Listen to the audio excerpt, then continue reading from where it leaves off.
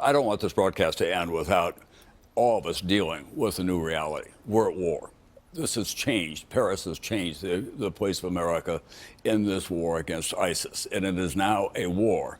And it's not going to be a ground war with the United States sending 20 to 40,000 troops up against ISIS. It's very complicated. We're going to have a greater presence in Iraq to protect the Iraqi government so it doesn't fall. And then we have the same kind of division that we had in the past. We're going to have more special forces in Iraq to go against ISIS.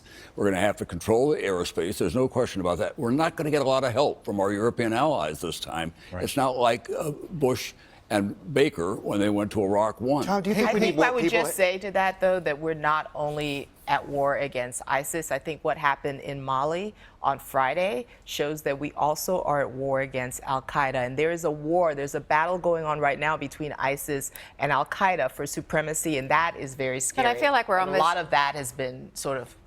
Tom, I would say we're almost damned if we do and damned if we don't, because when we talk about trying to prevent radicalization, how do you do that when you're viewed as an invasive force and you're killing more and more people? It just, I don't know how you. Well, the tricky part is that we're not going to send the 82nd Airborne against ISIS on the ground. I mean, that's not going to happen.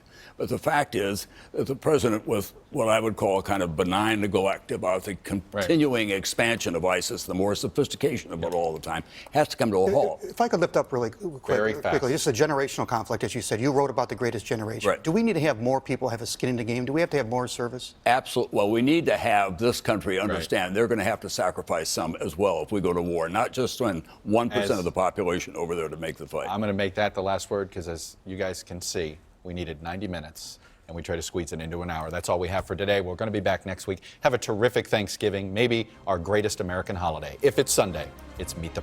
Hey, NBC News fans, thanks for checking out our YouTube channel. Subscribe by clicking on that button down here and then click on any of the videos over here to watch the latest interviews, show highlights, and digital exclusives. Thanks for watching.